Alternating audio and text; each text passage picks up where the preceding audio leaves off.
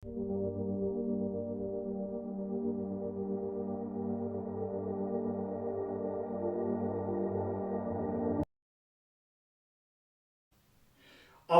İCMWF Hava Tədqiqatları Mərkəzinin həftəlik model analizlərinə əsasən xüsusilə də siklon və antiklonların ümumi gedişi bu siqnalları verir ki, Avropanın şimalında, Rusiyanın qərbində, eyni zamanda Qərbi Avropaya qədər uzanan geniş əraziləri əhatə etməsi gözlənilən bir antiklonik bloklanma gözlənilir. Yəni atmosfer təzyiqi Avropanın şimalında, Qərbi Rusiyada və Şimal-Qərbi Avropada və Cənub-Qərbi Avropada atmosfer təzyiqində artım gözlənilir.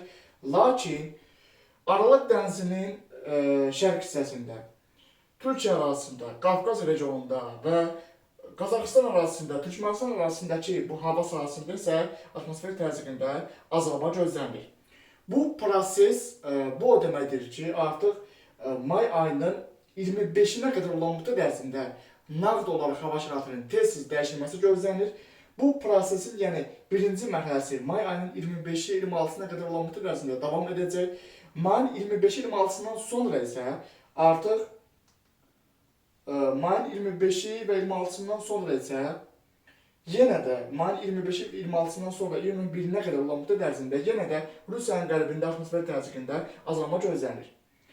Yəni ümumilikdə kanalda əvvəlcədən də dəfələrlə bildirdiyimiz kimi, ümumilikdə 2026-cı ilin yaz və gürsüzlük dövründə Azərbaycan arasındakı hava şəraitinin tez-tez dəyişilməsi gözlənilir.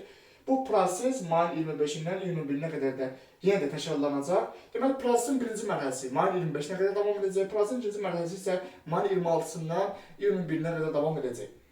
İyunun 1-nə qədər artıq Rusiyanın qərbindəki atmosfer təzyiqindəki azalma nəticəsində kifayət sərin hava axınlarının Qafqaz arasına daxil olması, lakin Qərbi Avropadakı bu antisiklon bloklanmasının gətirdiyi nisbətən Aralıq dənizinin daşınan isti hava axınlarıyla bu sərin havanın toqquşması ciddi riskə səbəb olacaq.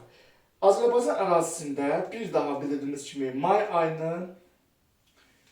Azərbaycan ərazisində may ayının ümumilikdə 25-nə qədər olan müddət ərzində hava şəraitinin tez-tez dəyişilməsi gözlənilir. Gördüyünüz kimi atmosfer təzyiqində azalma var, atmosfer təzyiqində artım var.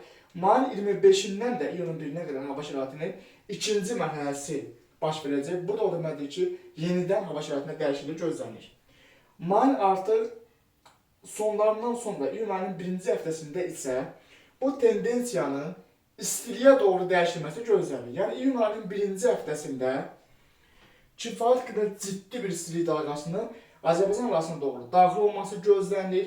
Yəni bu o deməkdir ki, artıq Hind okeanı diponunun və Ərəbistandan daşınan isti hava axınlarının ümumilikdə həm isti quru hava axınlarının, bir qədər də Aralıq dənizinin daşınan rütubətli hava axınlarının bu hava axınları ilə Qafqaz regionuna doğru iyun ayının birindən başlayaraq daxil olması və iyun ayının birinci həftəsi ərzində kifayət qədər ciddi bir istilik dalğası gözlənilir.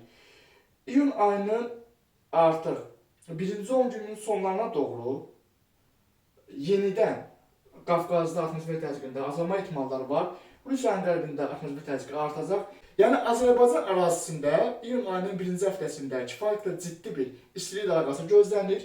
Havanın temperaturunda rekord artım ehtimalları var. Bu barədə yenilənmiş məlumatların təhlilləri kanalda yayımlanacaq.